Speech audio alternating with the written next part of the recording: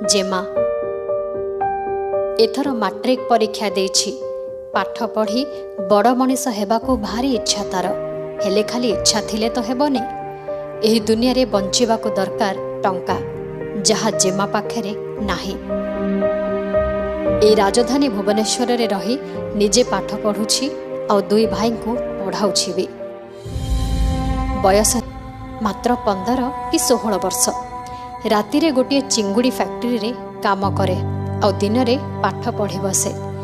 रोजगार पैसा रे घर खर्च सह पढ़ा खर्च तुलाइबाकू चेष्टा करे हेले पारेनी। तथापि करि चलीछि संघर्ष। जाबतीय घर काम सांगकू दुई भाई को देखाशुणा। खाली दारिद्र्य नुहे ता सांगकू रोग भी दाउ साधेछि जेमा उपरे।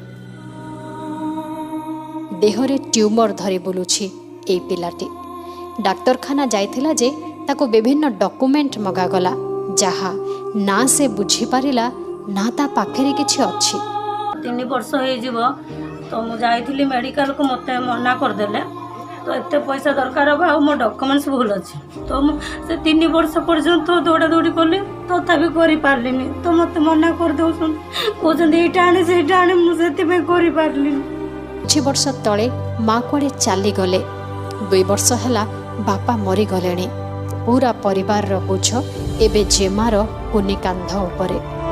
काम करी कि खाइबा पीबा करूछ पाठ भी पढुछंती काम भी करी चलुछंती। एई तम परिवार के के नांती 3 जण के भाई भौणी 3 जण गोटे झियो मु 2टा सान भाई मोर सभा सानटा सी पाठ पढुचे 5म क्लास रे आ ताको पाठ पढिया पाए भी मो पाखरे सेमती सक्षम नाही तो मु भाबुची सरकार जदि किछ सुविधा करन्ते मते खुशी लागो।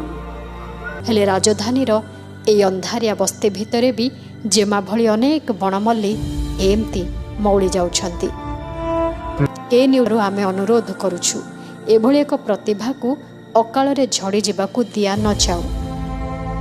टिकिए सहायता पाइगले निज परिवार को बंचाई पारिबा सह निजकू जड़े भल छात्री भावे प्रमाणित करि पारिबो जेमा। जेमा को जोगाजोग करिबार ठिकाना